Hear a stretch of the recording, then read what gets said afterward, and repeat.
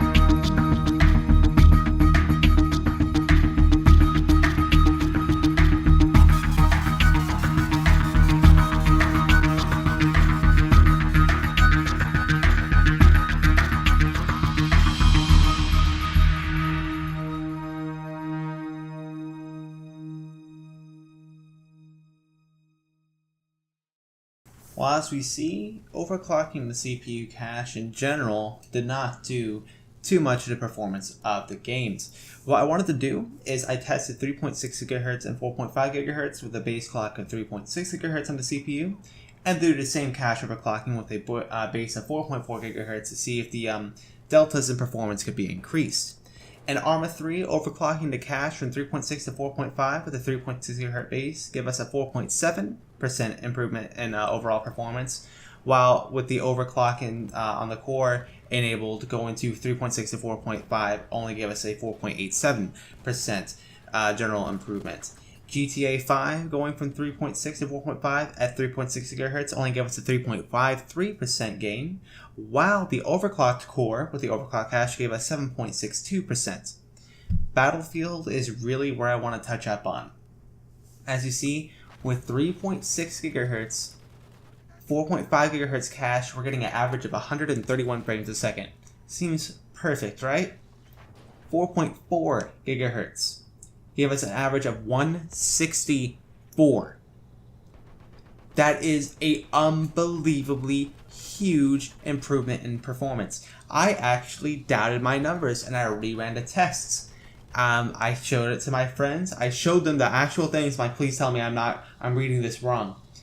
If you go back to my GTX 1080 versus 1070 video, you will actually see 131 frames a second is how fast I was getting with a 1070.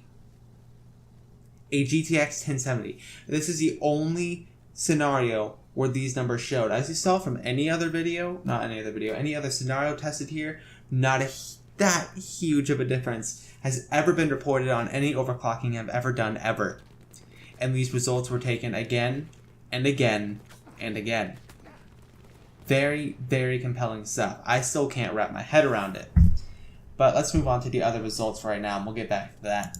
With Cinebench, we saw the difference in performance was going from 2.58% from 3.6 to from 3.6 GHz on the base of the core, going from 3.6 to 4.5 in the cache. Gave us 2.58%, while the overclock gave us 5.82%. And then Sony Vegas, going on the stock frequency of the CPU with the overclock cache, we got 4.2% improvement in rendering speed, while on the overclock gave us an extra 10.2%, which actually may be worth it. I'm actually going to keep this overclock on because it generally did improve performance of everything. But back to Battlefield 1. I tested it again. The same results came in. I don't know how this is possible, but this is very compelling stuff. But if you guys have any questions at all, please let me know in the comments down below. Any suggestions for future content, again, leave a like, comment, subscribe, and I'll see y'all in the next one.